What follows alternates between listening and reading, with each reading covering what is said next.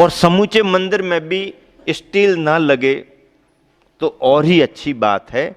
बहुत प्रेरणा दे रहे हैं और आचार्य श्री की कृपा से आज दिगंबर जैन समाज में ऐसे ऐसे धर्म आयतन, ऐसे ऐसे मंदिर बनते जा रहे हैं कि हजारों साल के लिए किसी को कुछ करने की जरूरत नहीं, देखने की भी जरूरत नहीं। ऐसी भव्यतम रचनाएं हो रही हैं। तो आचार्य श्री का सोच हमेशा क्षेत्रों के प्रति ऐसा रहा। आचार्य श्री कहते हैं तुरंत के तुरंत जल्दी जल्दी में अपन तैयार कर देते हैं, डिजाइन अच्छी दिख जाती है, जल्दी जल्दी समारोह हो जाते हैं, लेकिन इनकी लाइफ 100 बरस से ज़्यादा की नहीं है। आरसीसी वर्क जितना भी है अच्छा मजबूती से भी किया जाए तो 100 बरस में 70-80 साल में 60 साल में रिपेयरिंग, और आजकल तो यहाँ बनता जा रहा है और वहाँ पर रिपेयरिंग शुरू होने लगती है। तो बोले फिर ये निर्माण कार्य बार बार तो होते नहीं है, इसलिए विलंब से हो जाए तो ठीक है, कम हो जाए तो भी ठीक है, लेकिन हो तो एक बहुत अच्छा हो। लेकिन हर जगह ऐसा संभव नहीं हो पाता, क्योंकि इसमें अर्थ साध्य भी काम होता है, समय भी बहुत लगता है, और लोगों को इतना धैर्य भी नहीं होता है कि इतना लंबा समय लग जाए। अब आजकल तो मेडिसिन का ज़माना है कि यहाँ सिर दर्द हुआ और यहाँ पर इंजेक्शन लगाओ जल्दी ठीक हो जाए। यहाँ तो ताजी ताजी सब्जियाँ चाहिए हैं, शाम को लौकी इतनी छोटी सी और इंजेक्शन लगा और सुबह इतनी बड़ी आ गई। हर काम में फास्ट रेडीमेड। तो ऐसे जीवन को जीने वाले लोग इतना कहाँ सब्र रख पा रहे हैं कि हम शुरुआत करें और 10-20 साल तक काम पूरा हो। अरे 10-20 साल लग जाएं तो लग जाएं, लेकिन लगे 10-20 साल ही, पर हजारों बरस के लिए इतिहास बन जाता है। हजारों बरस के लिए इतिहास बन जाता है। और ऐसा इतिहास बनाने का भाव नहीं, बल्कि संस्कृति को ऐतिहासिक बनाने का भाव गुरुवर के मन में प्रारंभ से रहा है। उसी का परिणाम कि हम सभी सौभाग्यशाली हैं कि इतनी सुंदर सुंदर मजबूत अच्छे से अच्छी रचनाएं हम सबको देखने को मिलती जा रही हैं। और आचार्य श्री की कृपा से, उनके योगदान से, उनकी पुण्य प्रभावना से जो काम समाज सैकड़ों वर्षों में भी पूरा नहीं कर सकती थी, देखते देखते हो रहा है। कुंडलपुर एक जीता जागता उदाहरण हम सबके सामने है। तो आचार्य श्री ने जब भी अपना सुझाव दिया, विचार दिया, जहाँ पर छोटी समाज हो, छोटी परिस्थिति हो, आर्थिक सोर्स कम हो, स्रोत कम हो, तो वहाँ छोटा काम भी कर ले तो आचार्य श्री कभी कुछ ऐसा निषेध नहीं करते हैं। ठीक है, समाज की जैसी व्यवस्था है, साधन ही उनके पास में ज़्यादा नहीं है तो वो क्या करें, ठीक है धर्मायतन बना लिया, प्रतिमा विराजमान कर ली, पूजा पाठ तो शुरू हो गया, ऐसा कह के प्रोत्साहित भी करते हैं, प्रशंसा भी करते हैं। लेकिन जहाँ पर साधन है और व्यक्ति यदि इसे अच्छा समझता है तो ऐसे कार्यों को और ही अच्छे तरीके से प्रोत्साहित करते हैं। ऐसी चर्चा करते करते तुम्हारा बागीधोरा का मंदिर भी ठीक ठाक दिखाई दे रहा है। लोग बहुत खुश होते हैं, प्रसन्न होते हैं, कितने अच्छे तरीके से समाज ने कैसे मंदिर तैयार किया। प्रभावना बढ़ती है, प्रसन्नता होती है। जहाँ शुद्धता दिखाई देती है, जहाँ वीतरागता दिखाई देती है, तो वहाँ पर प्रसन्नता होती ही होती है, क्योंकि हमारा मूल तत्व तो प्रशांत रूपाय दिगंबराय देवादिदेवाय नमो जिनाय। और फिर कुंडलपुर के बड़े बाबा की प्रतिमा 1500 वर्ष पुरानी। कितने वर्ष पुरानी? 1500 वर्ष पुरानी। बाहुबली भगवान का इतिहास 1000 वर्ष, और 1981 में 1000 वर्ष पूरे हुए थे, और 1981 से लेकर के 2018 तक इतने वर्ष और। लेकिन बड़े बाबा की प्रतिमा का इतिहास, जिस समय सन 2001 में पहला महामस्तकाभिषेक हुआ था, बड़े आयोजन के रूप में पंच कल्याणक प्रतिष्ठा संपन्न करते हुए, तब 1500 वर्ष संपन्न हो चुके थे।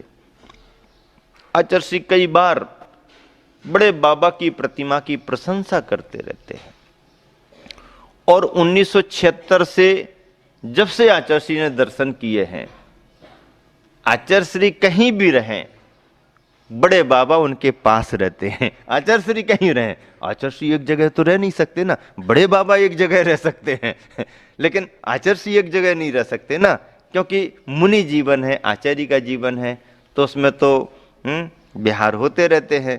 तो आचार्य श्री विहार करते करते भले भी कहीं रहें, भले कहीं रहें आचार्य श्री, लेकिन बड़े बाबा उनके पास ही रहते हैं और आचार्य श्री का मन बड़े बाबा के चरणों में ही रहता है। उनकी भावना प्रारंभ से रही कि इतनी बड़ी प्रतिमा, इतनी मनोज्ञ प्रतिमा, और जगह को लेकर के बहुत असुविधाएं लोगों को रहीं। पुरातत्व की दृष्टि से महत्व तो था ही, लेकिन भूकंप से जो असुविधाएं पैदा हुई, उसकी वजह से आचार्य श्री ने सब विचार करना शुरू किया था। अभी तो विचार ही शुरू हुआ और चर्चाओं पर चर्चाएं, अफवाहों पर अफवाहें फैलने लगी। विचार ही होने में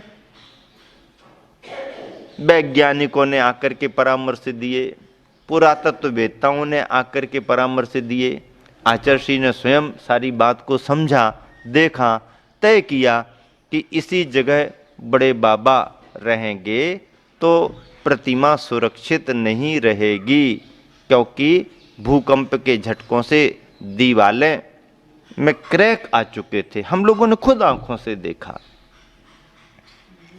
आचार्य श्री ने कई बार कहा कमेटी को कि भैया देखो, अभी संभालने का समय है। ठीक है, ऊपर का शिखर गुंबद मजबूत था, अच्छा दिख रहा था, लेकिन दीवारें पुरानी होने से क्रैक आ गए उसमें। सामने सामने का पहाड़ क्षरण को प्राप्त हो रहा, क्षरण को प्राप्त हो रहा, कटता जा रहा पानी के बहाव से, कैसे सुरक्षा होगी इत्यादि प्रकार से चिंता करना। गृहस्थों का, कमेटियों का काम तो होता ही होता है, मुनि आचार्यों का भी काम होता है, और यह चिंता करना, यह चिंतन करना भी गुरुओं का धर्म ध्यान माना जाता है। इसी विचार पर केंद्रित होते हुए गुरुवर ने बड़े बाबा को कुछ अच्छी जगह पर कुछ अच्छा काम हो ऐसा भाव करना शुरू किया। लेकिन अकेले भाव करने से कार्य की सिद्धि नहीं होती है, कार्य की सिद्धि के लिए साधना की भी जरूरत पड़ती है। तो आचार्य श्री अंतरंग में बहुत बड़ी साधना बड़े बाबा की प्रतिमा के लिए करते रहे, और आगे क्या होता कैसे होता है, तो अब 2000 का सन चतुर्मास के रूप में पूरा हो रहा है, और 2001 के आते आते क्या कैसा होता है इसकी चर्चा कल करेंगे। और कल का दिन इस संत शिरोमणि प्रवचन माला का अंतिम दिन होगा, क्योंकि 10वां दिन रहेगा, तो यह सीरीज भी 10 दिन के रूप में समापन कर दी जाएगी। कल के दिन आप सबको बड़े बाबा कुंडलपुर और उस समय की परिस्थितियां और कैसा क्या कार्यक्रम बना आदि की चर्चा, विशेष रूप से जो जिज्ञासा पूरे देश को उस समय रही थी, समाज में रहती है, आंखों देखा हाल है, टेलीकास्ट, डायरेक्ट टेलीकास्ट आपको बताएंगे। महावीर भगवान की जय। संत शिरोमणि प्रवचन माला में आप जिन प्रसंगों को, संदर्भों को चतुर्मास और विहार आदि के अवसरों का सुनकर के लाभ ले रहे हैं, वो संदर्भ अपने आप में आचार्य परमेष्ठी के व्यक्तित्व से जुड़े हुए हैं।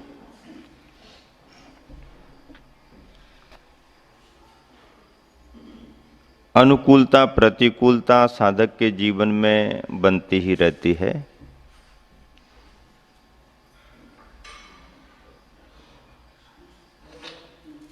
उन दोनों अवस्थाओं में स्वाध्यायी संत साधक कैसे समता का भाव रखते हैं, इसका परिचय भी मिलता है। मुझे वो संदर्भ याद आ रहा है जब गुरुवर आचार्य श्री के जीवन में स्वास्थ्य संबंधी प्रतिकूलता में एक बहुत बड़ी संकट की घड़ी आ पड़ी, और वह भी ऐसे समय में जब बहुत बड़े जीव दया के भाव को लेकर के आचार्य श्री बहुत बड़ी प्रेरणा दे रहे हों।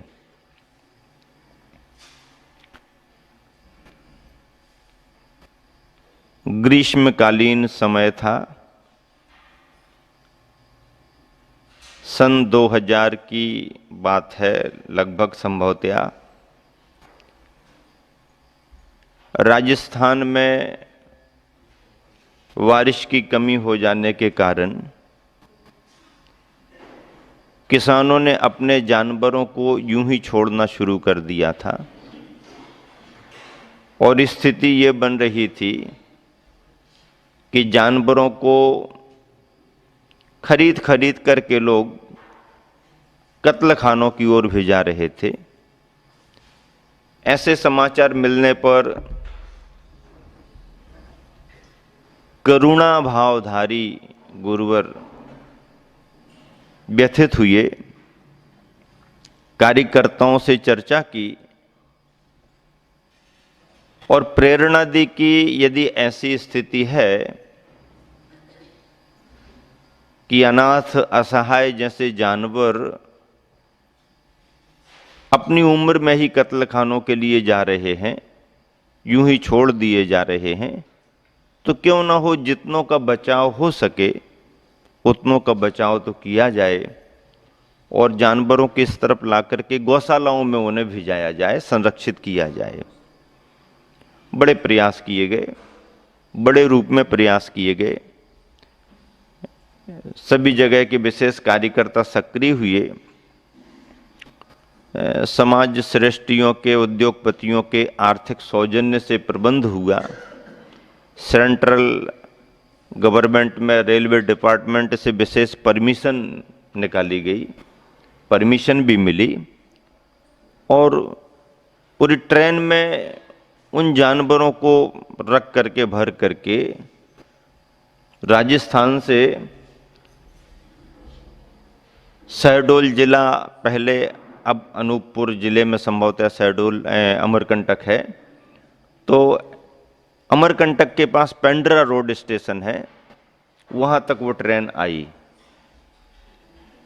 एक इंजीनियर अहमदाबाद वाले, आप लोग जानते हैं दिल्ली अहमदाबाद में रहते हैं, एक इंजीनियर हैं, गृहस्थ इंजीनियर ब्रह्मचारी हैं, और वो आचार्य श्री के पास बहुत आते जाते और स्वयं इतना नॉलेज भी रखते हैं और बातचीत करने में दबंग भी हैं कि सुप्रीम कोर्ट में भी खड़े होकर के वो जज के सामने अपनी बात रखते हैं और जिरह करते हैं।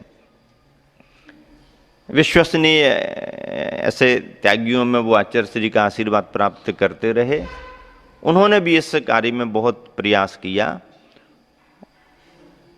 सारे जानवर जितने भी आ सकते थे सभी को पेंड्रा रोड तक लाया गया, और आचार्य श्री स्वयं अमरकंटक से सत्संग, एक तरह से मंदिर की वंदना भी हो जाएगी, थोड़ा सा ग्रीष्मकालीन अपना जो प्रवास हो गया बिहार भी हो जाएगा, और आगे भी बिहार हो जाएगा, ऐसी कुछ संभावनाओं को तलाशते हुए बिहार किया।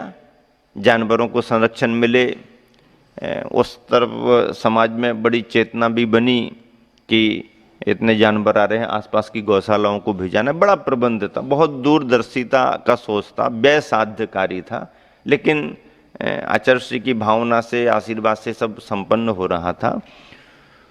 तो दया के भाव से तो गए, जीवों के कष्ट दूर करने के भाव से तो आचार्य श्री वहां गए, उन जीवों का कष्ट भी दूर हुआ। इतने बड़े गुरु की कृपा और दया से उन्हें गौशालाओं में संरक्षण भी अलग अलग जगहों में मिला। कष्ट तो दूर किया, लेकिन कष्ट हरने वाले को ही उस समय बड़ा कष्ट आ पड़ा। और कैसा कष्ट आ पड़ा, पहले तो कुछ समझ में नहीं आया, सामान्य से तकलीफ होगी, लेकिन बाद में मालूम चला लक्षणों से कि ये तो हर्पीस है। और हर्पीस के बारे में कहा जाता है कि वह जब अपनी उग्र प्रकृति में आता है किसी के पास में, तो वो अपना असर बहुत कष्ट कर दिखाता है। उस समय संग वैयावृत्ति में रहा, श्रावक भी बड़े चिंतित हुए, वैद्य और डॉक्टर्स जो भी आए अपने परामर्श से देते रहे। ऊपरी उपचार जो सहज निर्दोष हो सकते हैं वो तो यथायोग्य स्वीकृत कर ही लिए जाते हैं, लेकिन आचार्य श्री ने फिर भी ये इस अवसर को भी ऐसा मान करके कि आकस्मिक कर्म का उदय आया है तो सहन तो करना ही है। सहन तो वैसे भी वो करते रहते हैं, सहनशीलता में तो सर्वोपरि आज भी हैं, पर उस समय की जो उनको जलन और वेदना हुई उन दिनों में आचार्य श्री स्वयं अपने मुख से व्यक्त करते हैं। उस समय संग में हम तो थे नहीं, लेकिन जैसा महाराज जी वगैरह बताते हैं, समाचार श्रावक को आके बताते थे, तो ऐसे बिल्कुल जैसे पैर जल रहा हो, पैर के यहाँ इस तरफ असर आया था, जल रहा हो। और आचार्य श्री बताते हैं कि हंसते हंसते बाद में संग को बताते थे, बोले शास्त्रों में नरकों की वेदनाएं पढ़ते हैं, पढ़ाते भी थे, लेकिन क्या होती होंगी वहाँ की वेदनाएं मैंने हर पीस में अनुभव कर लिया। ऐसा आचार्य श्री स्वयं कहते थे, हर पीस के इस में हमने अनुभव कर लिया। चतुर्मास सामने आ गया, लोगों को अंदाज था कि स्थिति ये है तो आचार्य श्री का बिहार तो संभव नहीं है, और चतुर्मास होगा तो फिर यहाँ ही होने की संभावना बन सकती है, या पहाड़ी इतनी ऊंची चढ़ करके अब आचार्य श्री भी तो वैसे भी नहीं जा पाएंगे, तो आसपास कहीं देखेंगे। ऐसी चर्चाएं चली, लेकिन कुछ समय टलता गया और कर्म की तीव्रता आती है तो फिर धीरे धीरे टलती भी है। शमन हुआ, और शमन क्या, थोड़ा ही शमन हुआ कि आचार्य श्री ने अपना बिहार का मन बना लिया, और बिना किसी को सूचना दिए आचार्य श्री ने पुनः अमरकंटक की ओर विहार कर दिया। ऊंचाई घूम फिर करके पहाड़ी तो चढ़ना ही पड़ती है। कैसे, किस दृढ़ता से, किस मनोबल से आचार्य श्री उतना रास्ता पार करके अमरकंटक तक आए होंगे, इसको शब्दों में तो व्यक्त नहीं कर सकते हैं, अनुभव ही कर सकते हैं। लेकिन उतना सब सहन करते हुए आचार्य श्री जब अमरकंटक आ ही गए और चातुर्मास स्थापना हो गई, तो बाद में सबसे कहते हैं कि अरे इस पहाड़ी को इन पैरों ने क्या चढ़ा होगा, इस पहाड़ी को इन पैरों ने क्या चढ़ा होगा, वो तो इरादे ही पहाड़ी चढ़ करके आए हैं।